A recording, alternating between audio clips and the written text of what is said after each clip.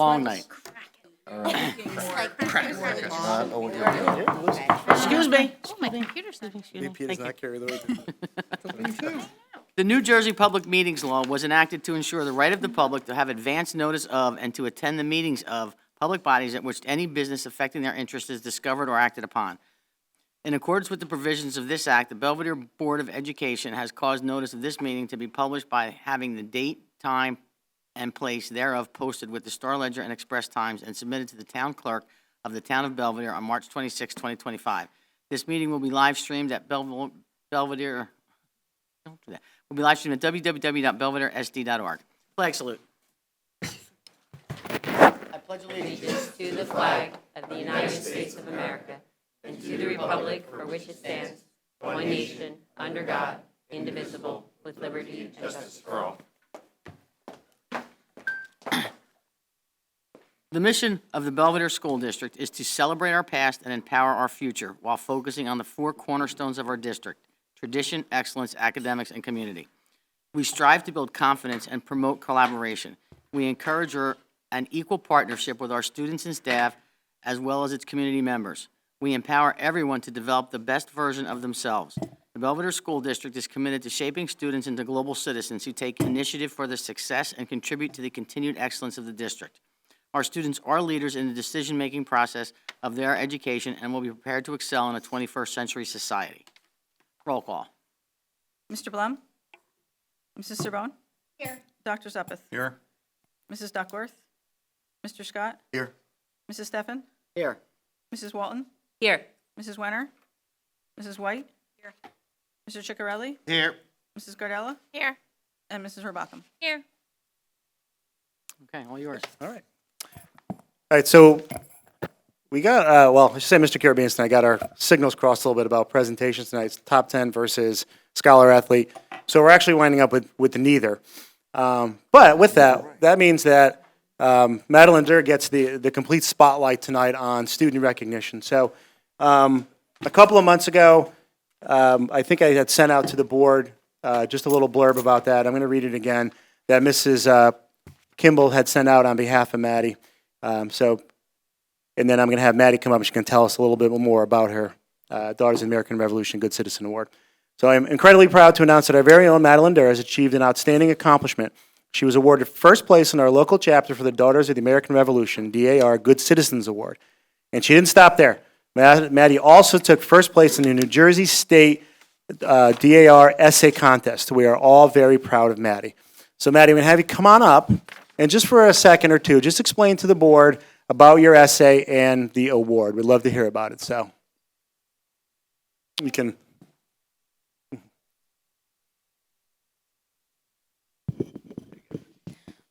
So we are given the essay prompt when we get in the room, so we have no preparation or anything.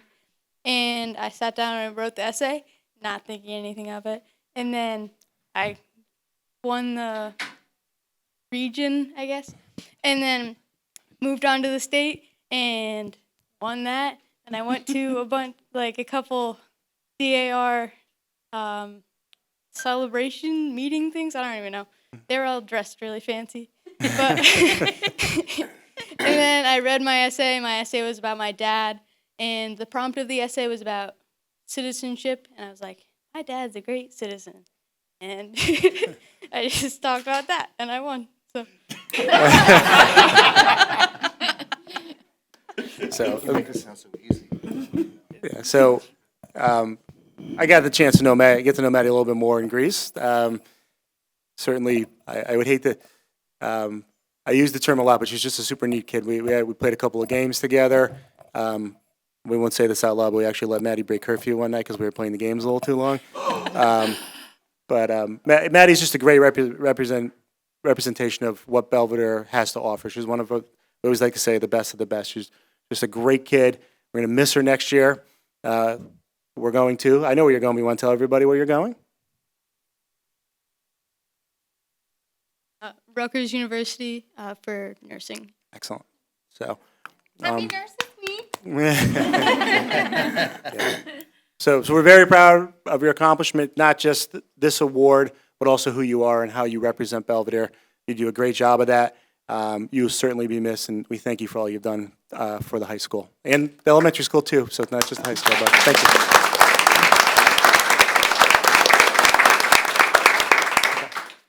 Now, if you don't want to stay, you can leave, but you're more than welcome to stay. Thanks for that, and thanks for the summary. And okay, I don't see Andy here. I don't know if we didn't know she wasn't coming.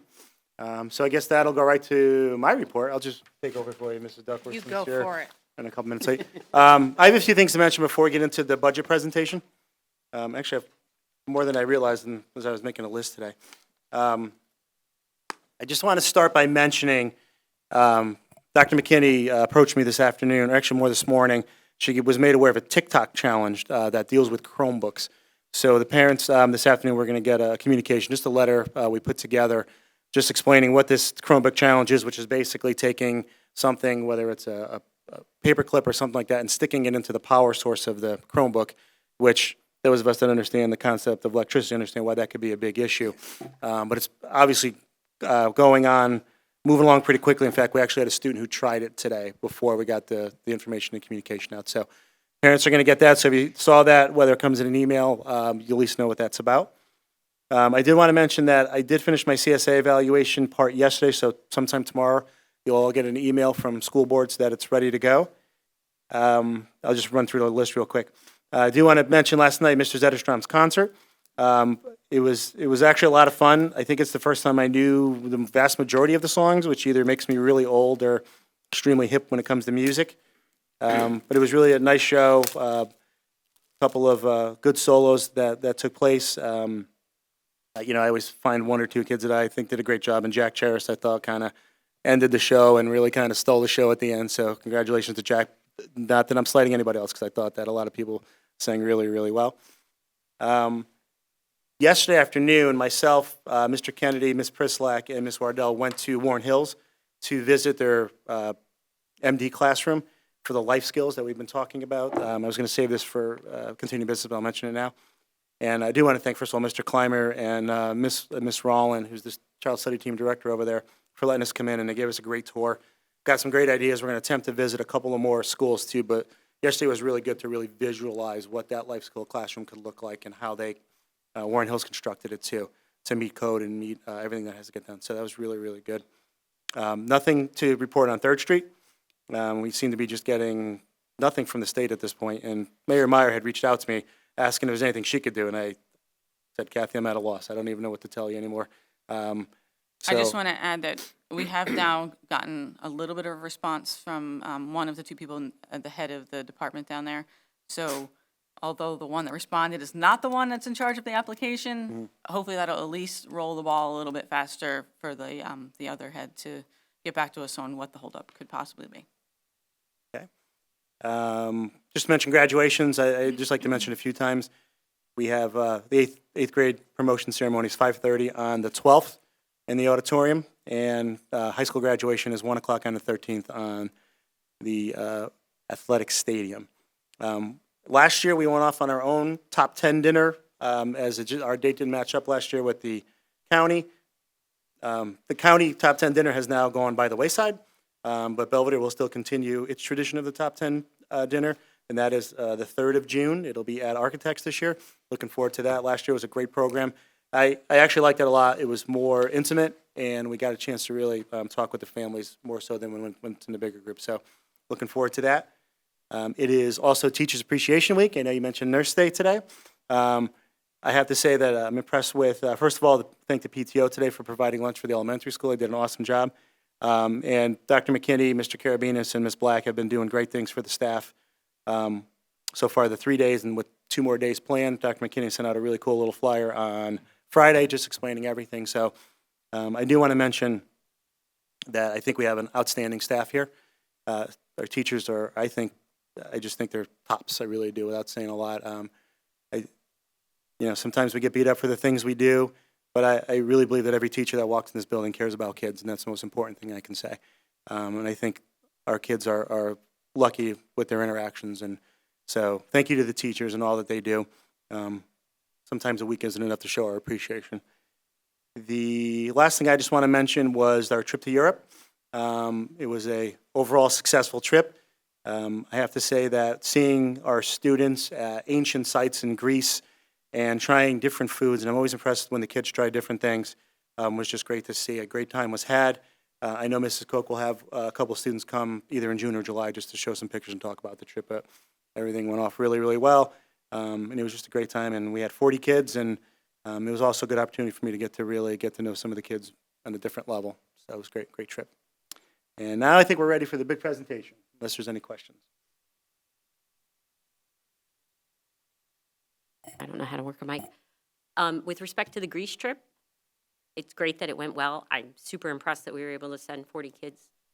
Were there any incidents or discipline items that would prompt us to have to think about potential changes for future trips? Obviously, breaking curfew to play cards with the superintendent is fine, but anything else given it's international travel with teenagers? We had a couple of minor issues. It'll be something we'll look at for next year. There was a Okay. couple of minor things. So they were handled well, and as I like to say, I'm glad it was after I left. So, but yeah, so we'll take a look at that. But I think Dr. McKinney's here. She was on the trip also. I don't think we'd have any reservations about continuing to take groups. Yep. Okay. All right, so you want me to use the microphone, Eric, for the...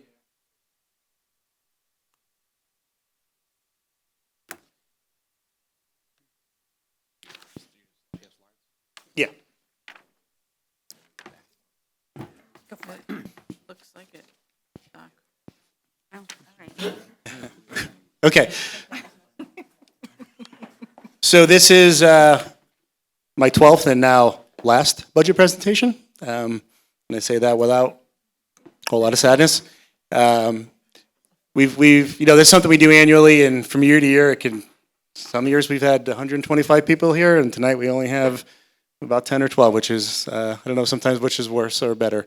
We just go through the budget, just go through some of the changes that have been made, and we tried to spice it up a little bit this year, Mrs. Steffen, since you asked us to, but I don't know how we did that. Okay, so we start out with student enrollment. And thanks to Mrs. Sorbonne for catching the fact that we missed sixth grade completely when we put this together. But you can kind of see where we were from 21, 22, over to where we are projected for next year. And I sent the presentation to everybody earlier this afternoon, and it should have all the updates on it. But you can kind of just see the numbers as to where we project. And I think as was discussed by Dr. Green back on the 9th, that we starting to see some better numbers in the lower grades, and that's going to obviously have an impact moving forward. Then you can kind of see, so total 21-22 for pre-K to 8 was 238. Next year we're projecting at 272. So a modest increase. On the flip side, you can see high school we're at 366. We're down next year to 314, but we went from 370 to 303 back up to 314. So that's also a good sign that we're starting to see some more students in the high school. So any questions on the enrollment?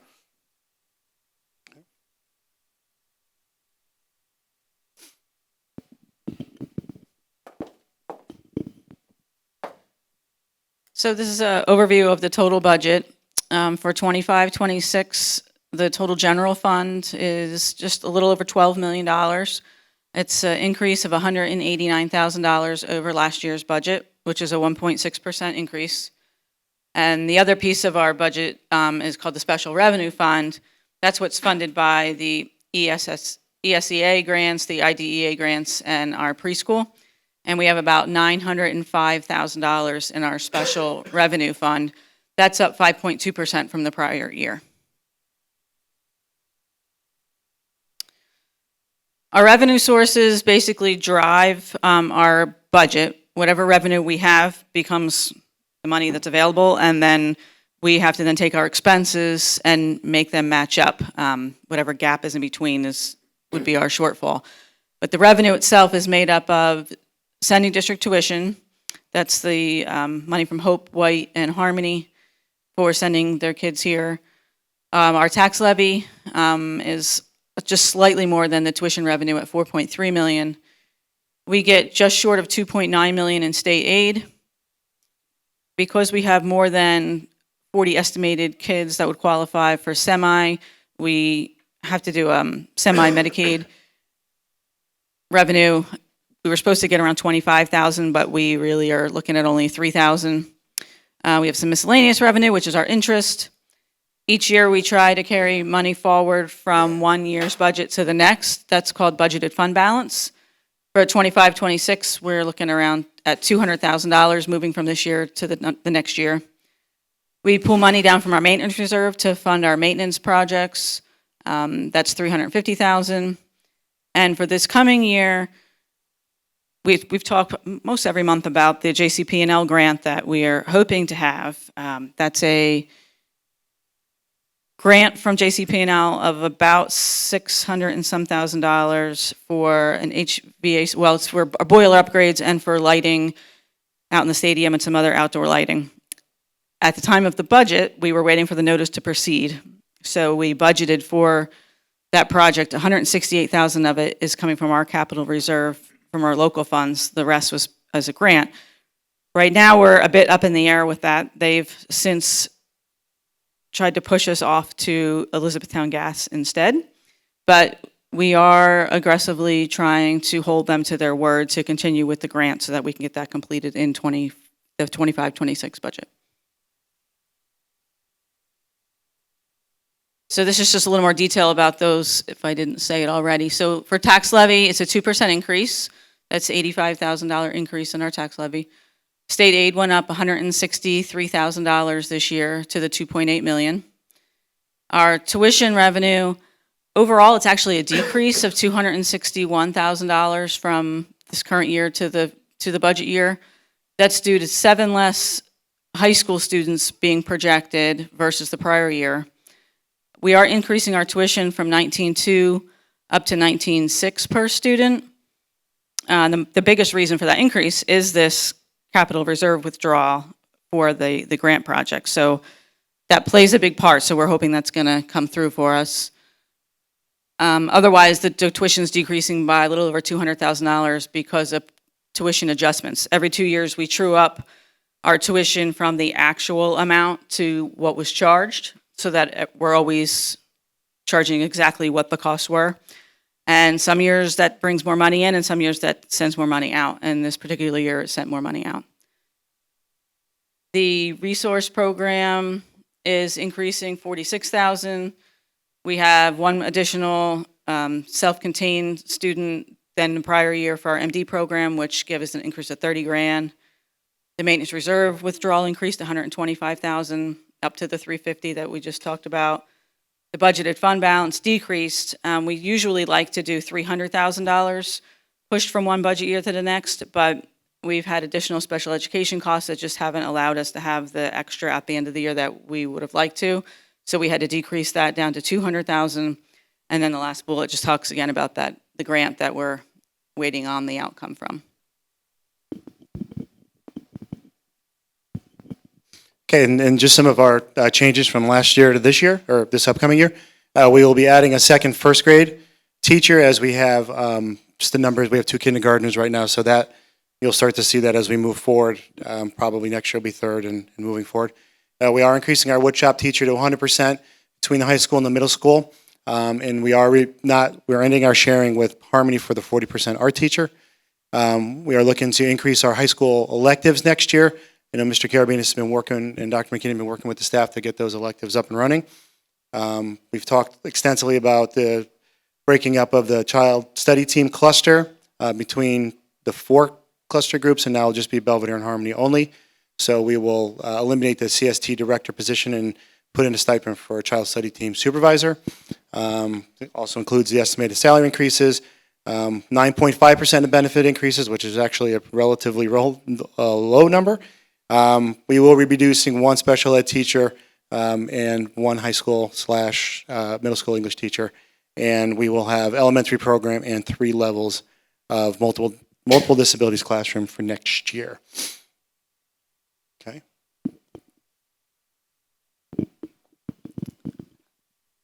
This is just a pie chart to just show how the expenses are broken out. Our regular education makes up 35% of the expense. Then it switches down to our employee benefits, it's 20%. Special education is 12%. Administration's 10%, 13% for our operations and maintenance, 5% for our supporting services, and 5% for extracurricular. This gives you a tax levy trend over the years. For many, many years, we've done 0%, but I think looks like we've had to start increasing the taxes a little bit more over the last 3 or 4 years. I know in 23 and 24 and 24-25, the current year, we used bank cap as well, so the increase was over 4%. This year, we just went to 2%, which is just the standard amount, the standard amount that we're allowed to increase. They have made exceptions this year that we could have gone up to 9.9% tax increase, and then we had extra adjustments on top of that we could have gone much higher, but the board chose that we should stay at the 2% increase in respect to the town. This shows the general fund.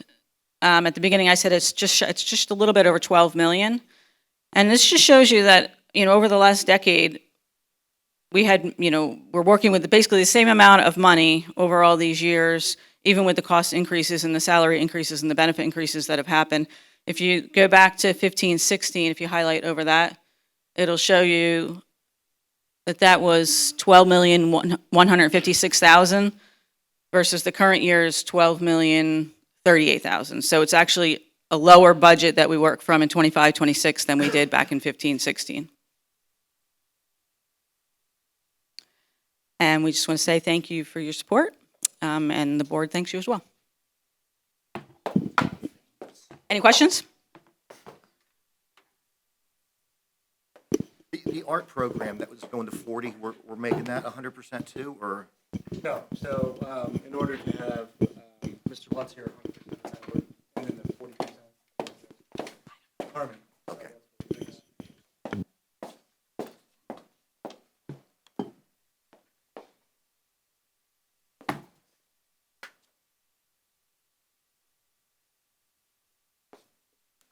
Any other questions?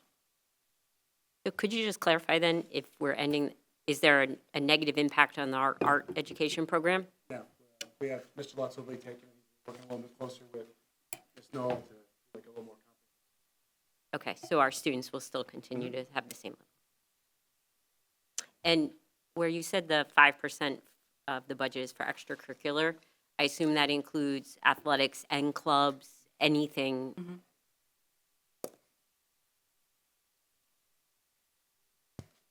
Any other questions?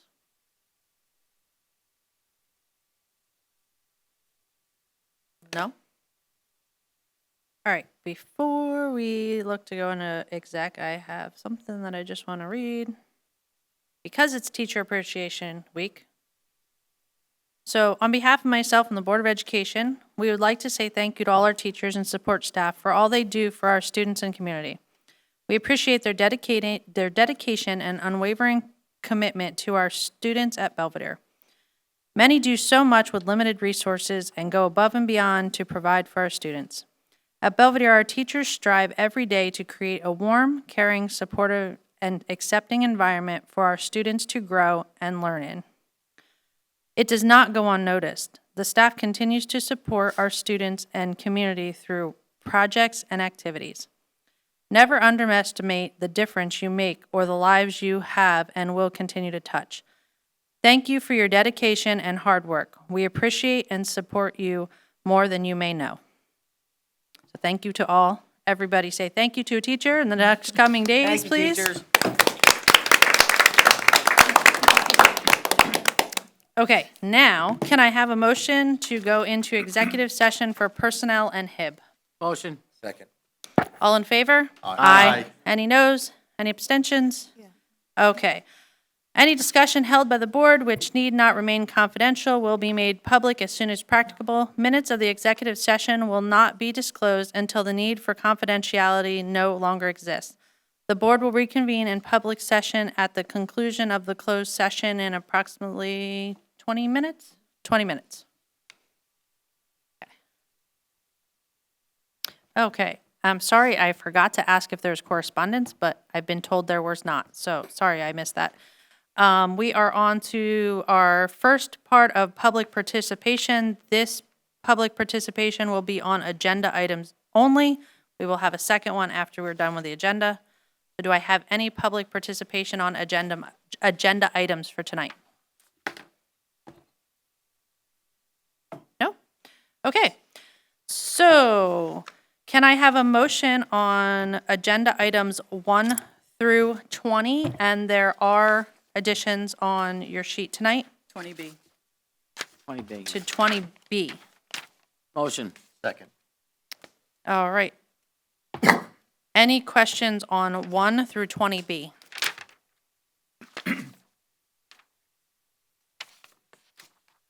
No? All right. Roll call, please. Mrs. Sabrone? Am I approving one through? Yes. 20B. Well, if you vote yes, you approve. Okay, yeah, But so you're I'm abstaining. abstaining from 2, substitute Matthew Sorbonne, and yes, Dr. Zuppeth? Yes. Mrs. Duckworth? Yes, I'm abstaining from number 4. And I'm sorry, I gotta look at the other number. And from number 11. Mr. Scott? Yes. Mrs. Steffen? Yes. Mrs. Walton? Yes.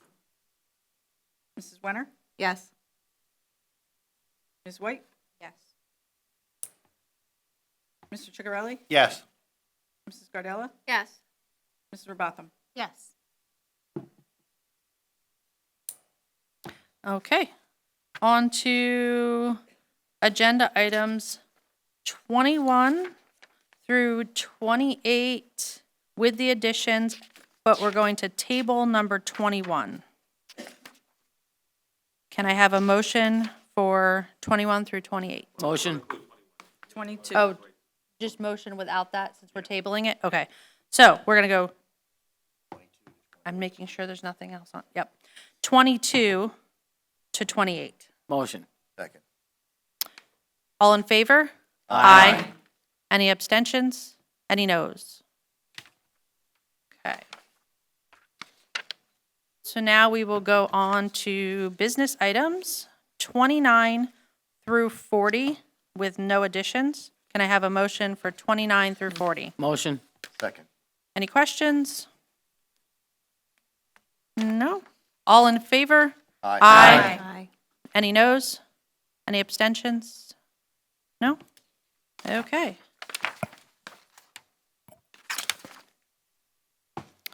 So that brings us on to continuing business. Does anybody have any continuing business tonight? I got a couple things just to mention. We had a meeting tonight, our first meeting of the Special Ed Ad Hoc Committee. I don't, Mrs. Wenner, were you the other one that volunteered? Somebody else volunteered that I I did. didn't. Mrs. Gardella. Sorry, I missed you in the email. I can't remember. We're going to have a follow-up meeting, Well, I wasn't at the meeting. so apologies. We just met, Bob wasn't here either, so we just talked about some of the goals of the committee and just some of the conversation I brought to the committee's attention, just some of the conversations I've had with some of the special education parents and some of their concerns. So just we started with that. We're going to meet again probably within the next 2 weeks. Also probably invite a couple of the special ed parents to come and join us to be able to give more of a firsthand account of some of the concerns. But I will absolutely make sure you're there this time, Ms. Cardella. At the last meeting, I think were discussing or asked about the bathroom damages that have been going on, some of that. So I had Mr. Kennedy put together just a list today of some of the things that have been going on between the middle school, elementary, and high school. And you can kind of see, broke it down pretty specifically and what's been going on. There has been, over the last few days, some vandalism that has pertained to some graffiti on the wall, too, that he didn't put in there. I figured I'd just let you see that. If you have any questions, let me know, and then I can talk a little bit more about that the next meeting, too, how it's been addressed and what else has been ongoing. And then the other thing that is a continuing business was what's going on in study halls. I know I owed conversation about that. So Mr. Karabinas asked me to just write up a little bit about what's been the study hall protocol. So I'm just going to read from what he wrote me today. Students assigned in study hall have been assigned a section of the auditorium, and attendance is taken. Lab students who have assigned study hall also have assigned section of auditorium and attendance.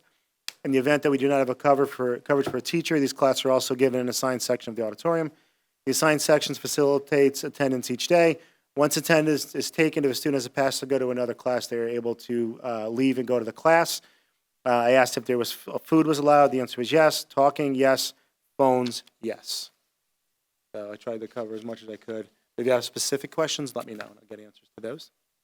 I mentioned 3rd Street before, mentioned the multiple disabilities life skills room. I think that's all I have for continuing business.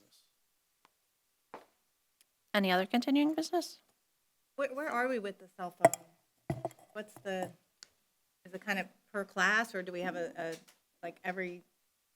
So it's definitely per class, but it's basically they should be away, and they can't have them in the hallways at this point, or in the bathrooms.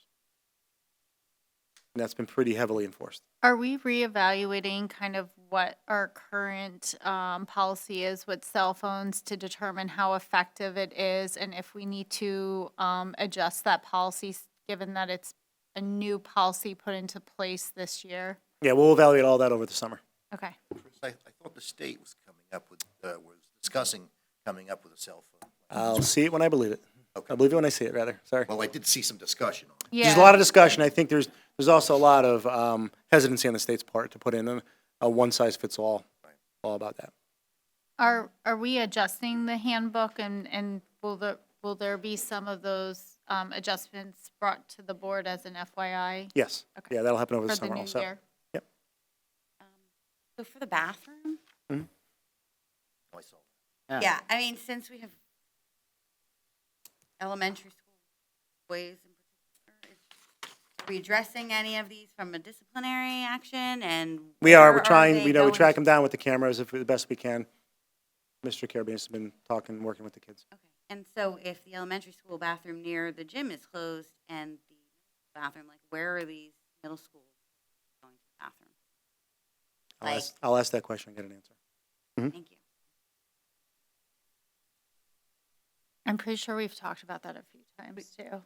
Yeah. Yeah, about like where are they going to the bathroom? It keeps coming up.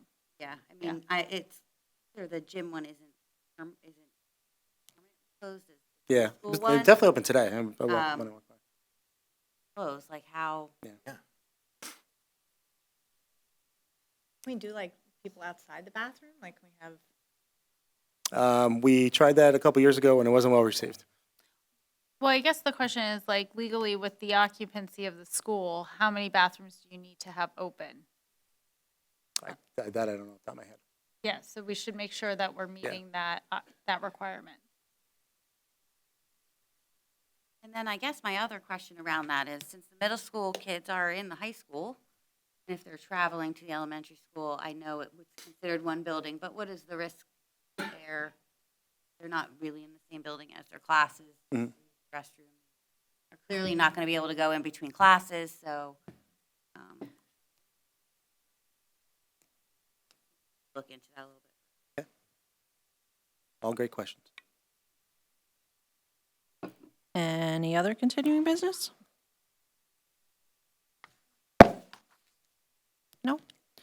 All right, new business. Does anybody have any new business? I have new business. Okay. So I know Marianne doesn't like to be in the spotlight, but I had the pleasure with Mr. Karuba to go to the NJSBA, Warren County NJSBA meeting, and Marianne was recognized for 15 years of service. I was at the middle school concert, though, just so you know. We figured that out. And I can, I was witness. Yes, yes, so here you go. Congratulations. Oh, I get a pin too, huh? Wow. Comes with a May straight pin jacket. you? You do, we expect that in every meeting. Other new business? I just wanted to highlight, I had the opportunity to attend the FFA I banquet was going to say the same thing. for the first time. I know that we have a very active FFA program. I've bought citrus and I love the pictures of tractor to school day.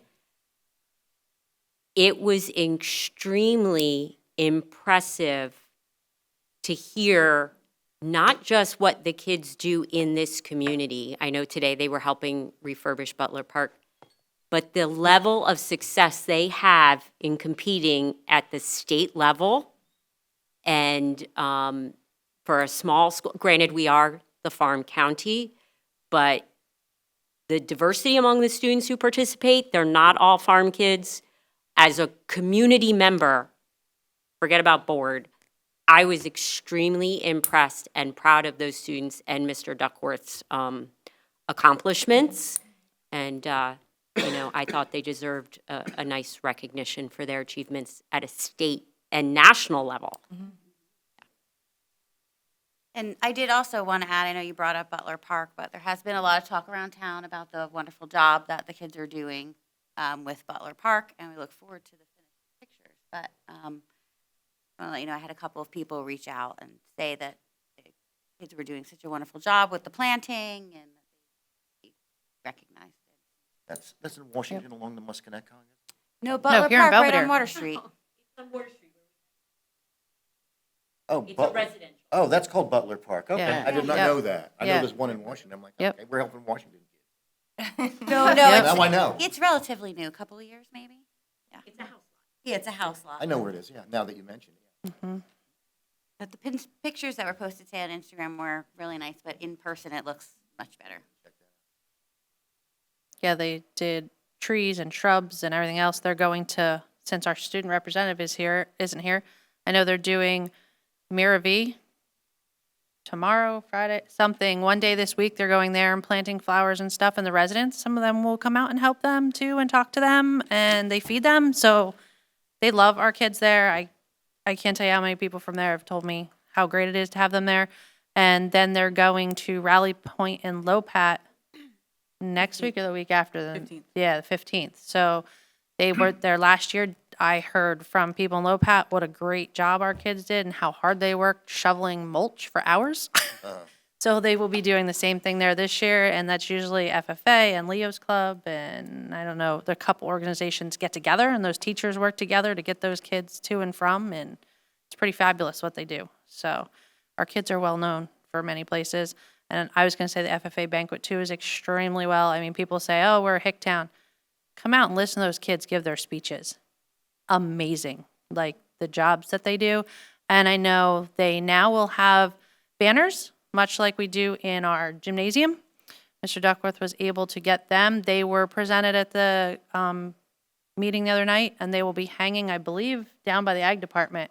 They'll be hanging there where we can put state degrees and everything on there. So it's pretty awesome what those kids do and the hours they spend doing that work. So pretty awesome.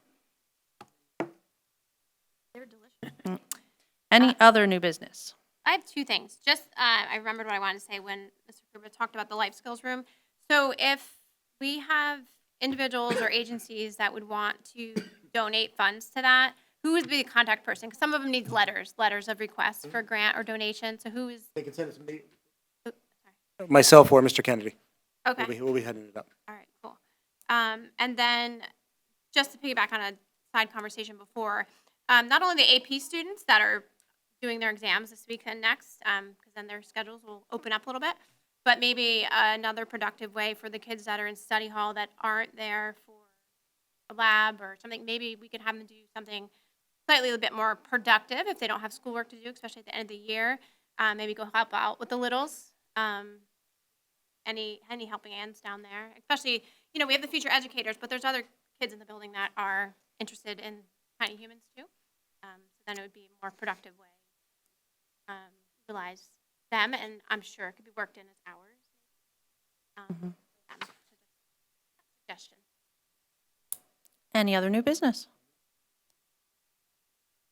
No? Okay. We are on to public participation then. Any public participation at this time? Come on up.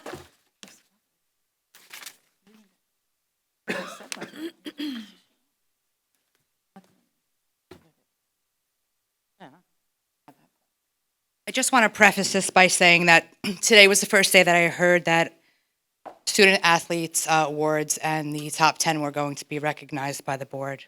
But I'm going to read this anyway because 90% of it is true. Can you say who you are and Oh, where I'm you're sorry. from, too? It's going to say it right here. Yeah. My name is Michelle Hickey, and I'm here tonight not just as a parent, but as an advocate for both the students currently walking your halls and those who will soon follow. The unfortunate truth is, I shouldn't even have to be here tonight. I first raised my concerns in a detailed and respectful email to both the superintendent and the principal on April 16th. I never received a response, not even an acknowledgement. The silence was deafening, and it was that silence that led me to look deeper, uncovering even more concerns I will bring to light this evening. Recognizing student achievement should be automatic. It should be consistent, and it should be done with pride. But instead, I find myself addressing a troubling pattern, one where student accomplishments are ignored, minimized, or selectively acknowledged. Let me begin with the glaring issue, the disparity in how student achievements are recognized. Recently, students who earned the prestigious Scholar Athlete Awards were quietly pulled into a room and verbally told they had received the honor. That was it. No formal presentation, no school-wide announcement, no celebration. Yes, photos were taken, but never posted, not on the school website, not on social media, nothing. In contrast, we've seen assemblies organized for other students' athletic award, deservingly so. But when it comes to students who succeed academically or who balance high-level athletics and academics, the recognition is non-existent. How come individual sports achievements and prom court selections are announced, but academic excellence awards are not? That kind of inconsistency speaks volumes about what this district chooses to value. To make matters worse, the only acknowledgement my daughter received was a printed letter to the athletic director for nominations. He basically just passed what he received on. They couldn't even personalize a letter. No effort to make the award meaningful. That's not recognition, that's shuffled paperwork, and it's shameful. In addition, when students were informed they had made the top 10, they weren't told their ranking. My daughter specifically asked if she was valedictorian, as she needed to fill out a scholarship form. Rather than a clear answer, she was disregarded and said, "Let Mr. K have his moment." Mr. K is the principal, and with all due respect, what moment justifies withholding a student's earned distinction? She had to wait and ultimately did not include it on her scholarship application. In the past, valedictorians were informed promptly about their specific ranking. They were notified individually before the top 10 were called together. I know this firsthand because my other daughter was named valedictorian in 2022, and the proper process was followed. And yet again, for this year, there has been no recognition for the achievement either. It wasn't even announced on the loudspeaker like it has been in the past. Yet again, prom court selection was, you tell me how that makes sense. I'm not asking for grand gestures, a simple media post, a website update, a morning announcement. These take minutes, but their impact lasts a lifetime. Yet none of that has happened. In fact, the school website hasn't been updated in over 3 years. If you look at Scholar Athlete on the website, it's from 2022. In today's digital world, that's just outdated and it's unacceptable. And let me ask this. How is it that you can update your website with pictures of your peers acknowledging their success, but not of the students who should be at the center of everything we do? This isn't just disappointing, it's a failure to uphold your own mission. Belvidere School District claims to value tradition, excellence, academics, and community. You say you promote confidence, collaboration, and equal partnership with students. You say students are leaders prepared to thrive in the 21st century society. So how can they lead or feel empowered when they're ignored and dismissed? When academic excellence is invisible in a culture that claims to honor it? This isn't about one misstep. It's a larger cultural issue, a school environment where academic excellence isn't celebrated, acknowledged, or even visible. Worse still, this lack of recognition carries very serious consequences. Every single college application asks for awards and honors, but this district offers very little, and when it does, the recognition comes after college submission deadlines, when it's too late to make a difference. That's not a missed opportunity, that's a systemic failure. There are plenty of awards out there offered by colleges, national organizations, local media, And again, I know because my older daughter in 2022 received many of them. She had a guidance counselor who advocated for her, a teacher who nominated her for an award, staff who celebrated student success and made sure it was seen. But those staff members who truly cared are gone now, and it seems no one has stepped up to continue their work. The recognition stopped, the nomination stopped, the effort stopped. That's a failure in leadership. Supporting and preparing students for life after high school is not a side task. It is your job to ensure that those deserved recognition receive it, to advocate for them. There are undoubtedly students in this building right now who deserve awards, honors, and nominations, but remain invisible simply because no one put their name forward. So I ask you, where's the visibility for academic achievement? Our students shouldn't have to chase recognition. They shouldn't have to ask for what they've earned.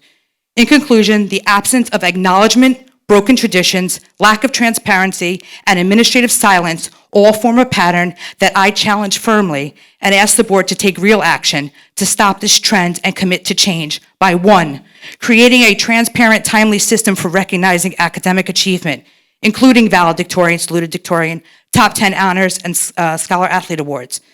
It should not be a secret.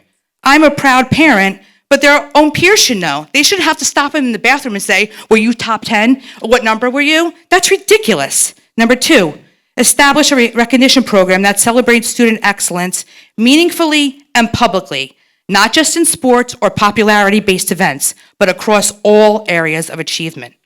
Number 3, implement communication standards so that no parent or student is ignored when valid concerns are raised. I wouldn't be standing up here if someone would have just responded to my email. I mean, it's ridiculous. Update number 4, updating and maintaining the district's website, social media accounts, and communication channels so our community can see and share in the success of our students. Let's create a school culture that doesn't require parents to show up at a board meeting to fight for basic recognition. Let's build a district that says to its students, we see you, we're proud of you, and your hard work will never go unnoticed. Thank you for your time. Thank you. Any other public participation? House. I wasn't prepared to speak tonight, but I'm not the best public speaker, even if I was, so if you'd bear with me. Can you speak into the microphone? You're hard to hear. Maybe I'm too tall? Help her. She's got it. Thank you. There was an initial error made in the selection of scholar athletes. The principal's not here. That's the individual I spoke with. My son was actually one of them, but he was not recognized, and everyone else was called out of the classroom. So he missed that opportunity. And unfortunately, another child had to be told, oh, I made an error. That child has feelings. That parents, I'm sure they're very proud of that child. The principal told me, and I quote, I sat with guidance, I sat with everybody, the grades were done after the marking period, March 27th. Several times I implored him, please look at the numbers again, because I knew for a fact my son did not drop 2 spots from its senior year, knowing the grades he got, the classes he takes, the classes this other individual takes. Very short, he said I made an error, and he pretty much just cut me off the phone. And that was the day of pictures. So my son, of course, as the mother, I'd like him to be a little bit more presentable, so he didn't have that opportunity as the other 9 scholar athletes. Maybe they could have done it later, maybe the next day. He probably didn't care how I looked. I do, because I'm proud of him. I believe it was mentioned in the last meeting by the superintendent that scholar athletes would be honored tonight. And I just learned earlier today, because I reached out to a board member, that they would still be honored tonight.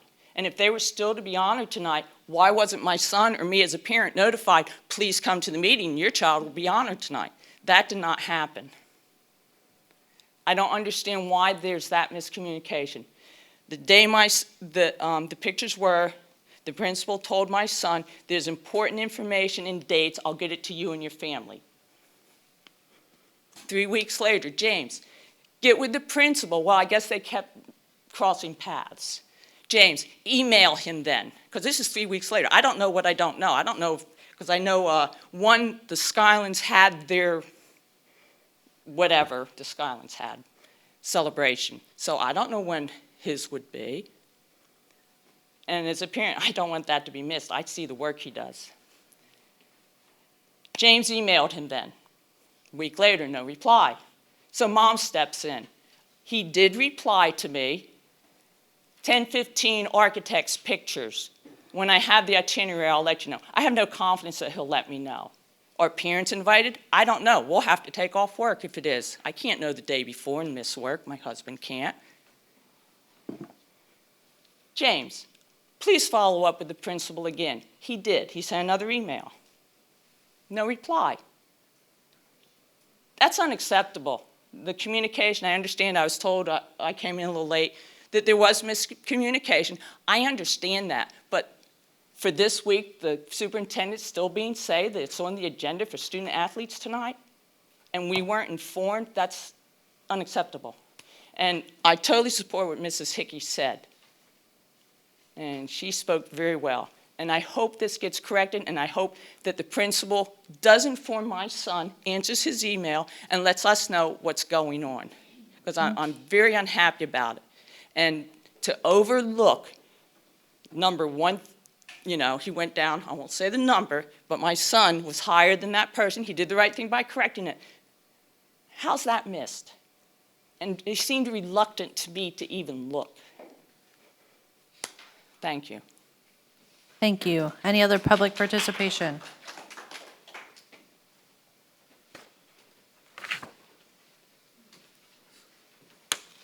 Hello, my name is Katie Galeen. I am here as a parent of Belvidere students and as an advocate for them. I recently had a police officer at my house regarding the teacher with the penis drawer. This officer was not aware of the penises in the yearbook. He also did not know if administration knew about the yearbook. They do. The officer gave all kinds of false information about the woman who gave me the video, and next time you have the cops come to my house, please make sure that they have the full truth. Last meeting, I heard a lot of interesting things about the teacher with the penis drawer. Sorry. Despite the claims that the kids made about the yearbook being done by kids, at the end of the day, it was run by her, okay? So is she not looking at it before she's submitting it? Are you not looking at it? I don't know, no one's looking at it. But there should be some sort of oversight when it comes to yearbooks so that we don't end up with pictures with penises in the yearbook, okay? I refuse to accept that she doesn't clean out the drawer because of her ADHD either. That's an unacceptable scapegoat. I have lived with ADHD since childhood and would never think to accumulate such a drawer. It's been noted that she does, in fact, allow them to lay around in low lighting during English class. This is English class. Have you seen our scores? Okay, have you seen them? Because they're horrible. Student brought up a fantastic topic, which was the rodent infestation of Belvidere. This, from what I've gathered, this infestation has been consistent for the past 3 to 4 years now. I have since spoken with students, staff, and parents, all who know about this, and there have even been multiple students been bit by the rodents. There are traps in the lunchrooms by the vending machines where our children eat and are. My son specifically told me about this, which, like, what is this, 1980? Why do we have the open traps around the kids? Crazy. I would like to know who our integrated post management or pest management coordinator, the IPMC, is at Belvidere. What is their plan historically with these rodents? What is their future plan to exterminate all of the rodents? Does the school get funds to keep the rodents out of the school and keep the school sanitary? And if they do, where have the funds gone? Because it hasn't been to taking care of rodents or any pest management. The bathrooms are another whole separate story. They're a serious concern. My kids tell me daily about the bathrooms being shut down. Toilets and urinals are leaking and overflowing. The high school bathrooms are being closed down too. The children deserve adequate facility and bathroom access. My son gets told that the kids are doing it. The kids are messing up the bathrooms. But are they?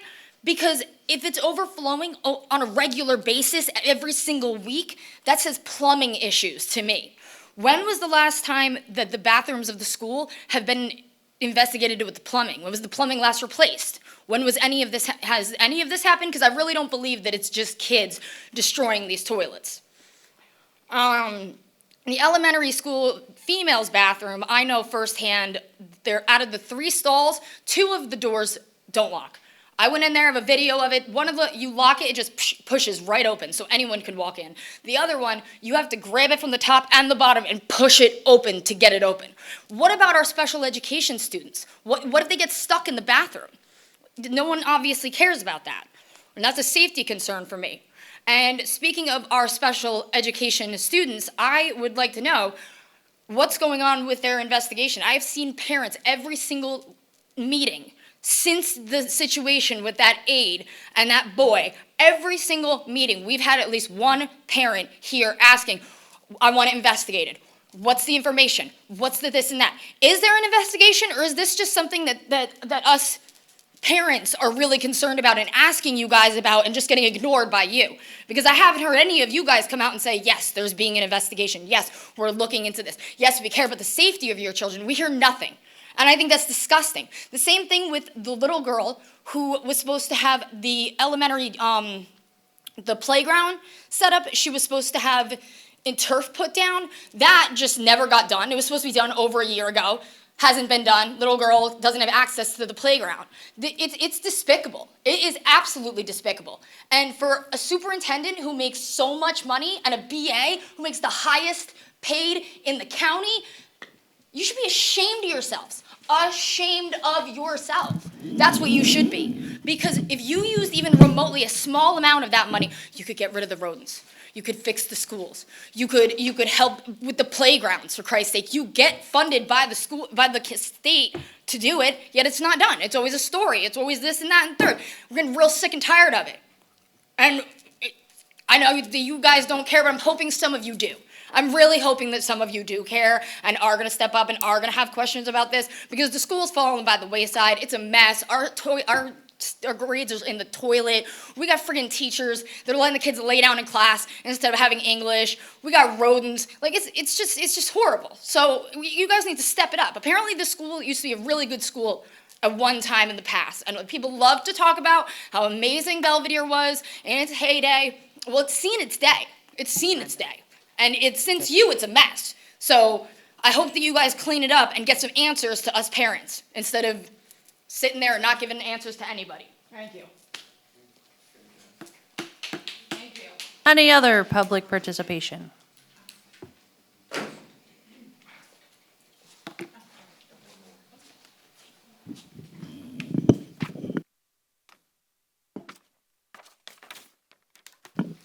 Hi, I'm Sarah Denker.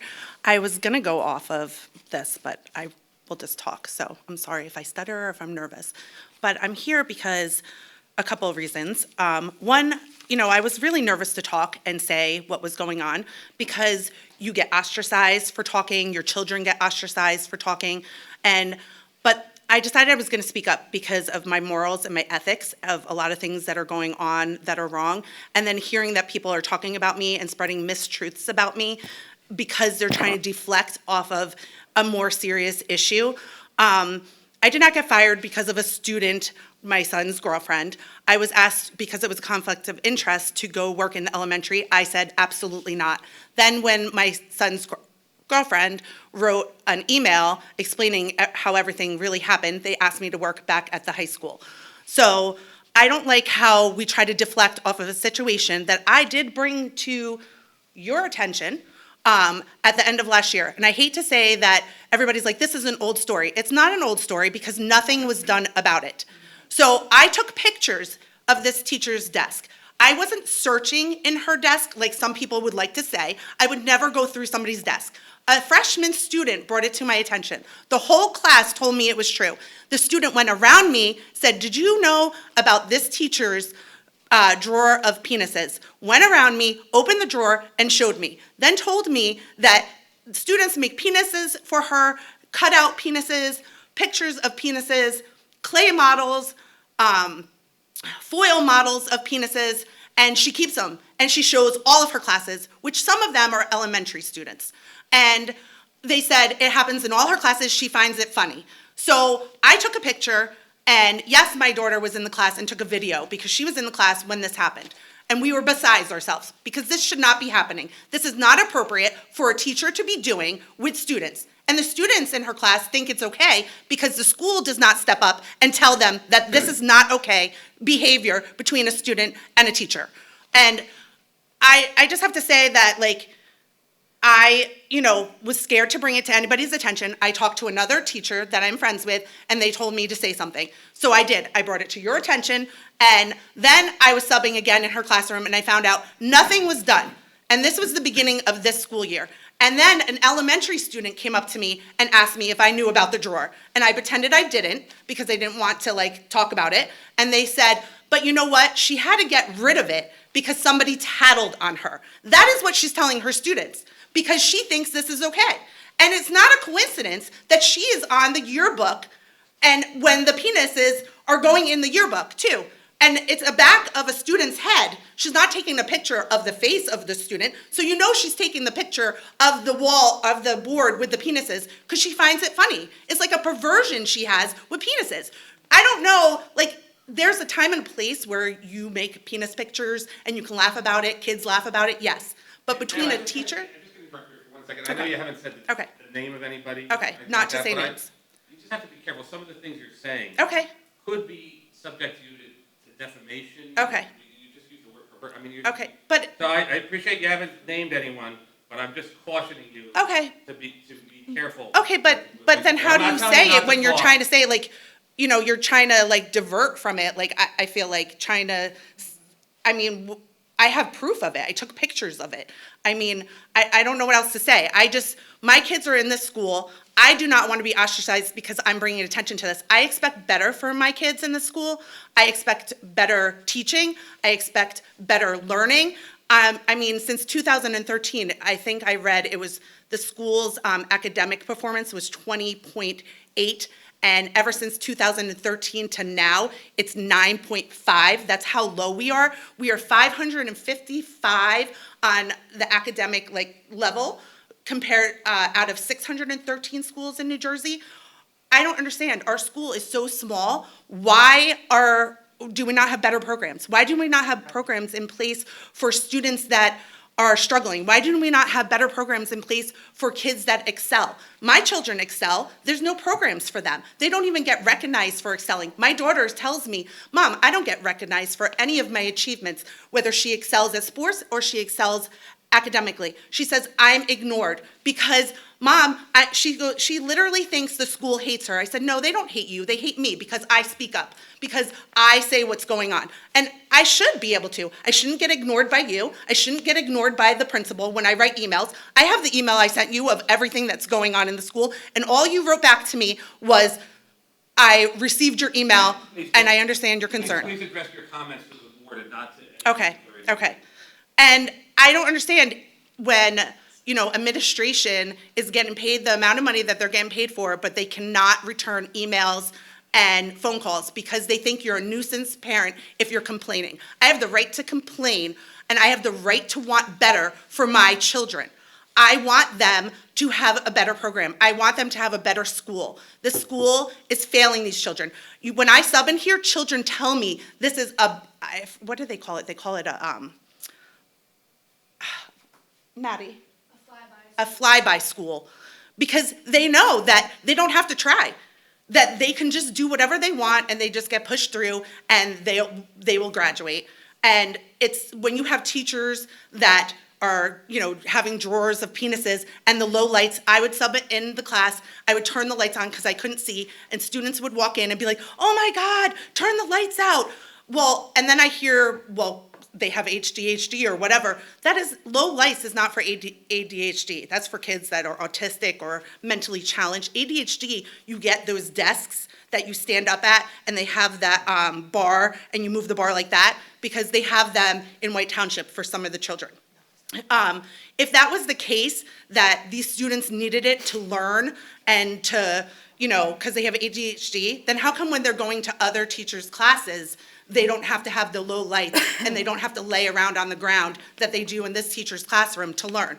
How come no other teachers are having problems in their classrooms with penis pictures? It's only this one classroom.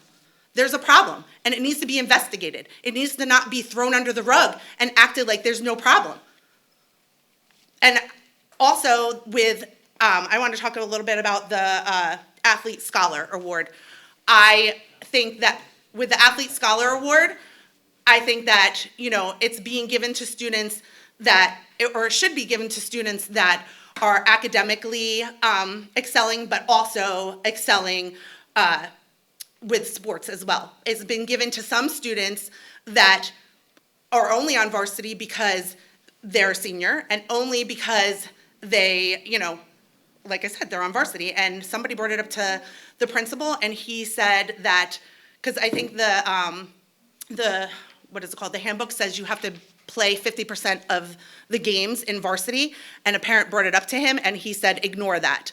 And he said that it's his decision to pick whoever he wants. But my definition of an athlete scholar is that you're excelling athletic-wise too, not just sitting the bench. Some of these seniors that were picked are sitting the bench. So shouldn't that just be in a scholar award then? They're excelling scholarly, but they're not excelling athletically. So why are they getting that award? I think it should go to students that are excelling in both areas. And the one thing with the student that got overlooked, the only reason that was changed is because 2 girls were picked for the Athlete Scholar Award, and they were number 2 or 3 on the on the top 10. So they got picked, but they don't really play that much, and they sit the bench. But then somebody on the boys were higher up on the top 10. They were like number 12, but they play really well with sports. And then somebody else maybe doesn't play as much, and they were number 11, they got overseen. And then a parent brought that to Mr. K's attention, and that's when he changed it with the boys, because they said, if you're gonna do that with the girls and pick people that sit the bench, then you need to do the same thing with the boys and pick somebody that is a lower number. You can't go by favorites. The school picks favorites all the time. You have a pep rally for a student, yeah, it's well-deserved because of their achievements, but where are all these other students' pep rallies for their achievements? There are students that are excelling, and they don't get their pep rally, they don't get their, award. It's favorites. You pick favorites in this school, and it's sickening, because if you want kids to excel, you think that you would award the kids that deserve it. It would make the kids that aren't excelling maybe try harder. Even with sports, our sports are failing. You have certain coaches that should not be coaches, that are not qualified to be a coach, that are closer to the age of the students than they should be. And the team does not look up to them and teaches or looks at them more like a peer than a coach. I don't know, because I'm just talking off like I'm nervous. So, but I just think that a lot of changes need to be made, and I just think that, I don't know. And also I want to put in there the travel club. I have a question about that. I know you probably won't answer, but I don't know. We usually give you 5 minutes and you've been going for 10. Okay, but I just want to know. Go ahead, Ms. Hank. Ask your question, I please. want to know with the travel club, who pays for the chaperones? Can we answer that, or? Part of the cost. My cost that I paid for my student? Well, I didn't have, nobody gave me that information. It's said right at the beginning of each, Mrs. Cook makes. I didn't have that transparency, and a lot of other parents I talked to did not either. It's very clear, Mrs. Cook makes that extremely clear. Well, it wasn't made clear to me, and other parents it was I not hope it either. wasn't made clear to you, but it was made clear. Because I definitely wouldn't have sent my daughter then, and paid for her, and paid for some subs to be going for the travel club too, which I think is inappropriate. And then also, when you have subs in the school, you do not train them properly. You just throw them in there. They don't even have, half the time I didn't have student lists. I didn't have anything for like emergencies. I was just thrown in there. And then when I had a problem, nobody would come and help me. I had problems with people vaping in class, and then nobody came. They made a joke. When they finally got there to the class, They made a joke with the students and then they left. I had a problem with kids vaping in the bathroom by automotive. They did nothing about it. Then when I worked in the elementary, I had students that would throw desks and throw tables. And I was told to just take the students outside for recess. That was the answer. They would take the students that misbehaved and they would give them a little reward or some candy that was misbehaving. That was the answer. Or these students came back with a little booklet to say, oh, well, when I misbehave, go get my sister or go get this when I'm feeling that way. Or If I could just interrupt for a minute. Yes. We've been loose tonight, we allowed everyone to go over the time, so we've continued that with you and allowed you to go over the time. Okay. But the board, in the interest of getting business that they do, so we appreciate, we've allowed you to go way over the time. Please try to finish up. Okay, so I'm just saying that when you have subs, that you need to train them better, and also students that have behavioral issues really should not be in classes with the mainstream students, because also these students are having a difficult time learning themselves. I've had students complain to me that they get headaches, they cannot concentrate, they cannot do their work when they have students that are misbehaving in their class on a constant basis. So that's all I have to say. Thank you. Thanks. Any other public participation? No? Okay. We are, oh, I lost my page. Can I have a motion? Wait, What? There might be Oh, there's somebody coming up. Come on up. Okay. Now, come on up. Come on up. So I hear a lot about. Name, please? Vicky Davenport. I hear a lot of complaints about the website. And yes, the website frustrates me all the time as well. How do you go into, what do you do to design a website? Is this something that we can make into a high school kind of a class where we have obviously computers. Can we somehow make it so the kids learn how to do this and teach them a skill as well? And then next year's class, updates the website, does whatever, and then they just keep going like that. Thank you. One more?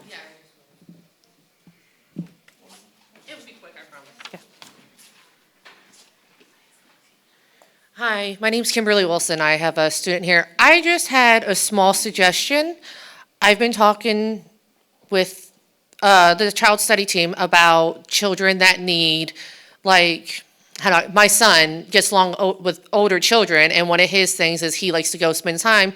So I know you guys were talking about the kids in study hall that have nothing to do or maybe helping out. Maybe that's something we can look into, seeing if they would like to go with these younger students that need that support, just to, as a, how do I put that?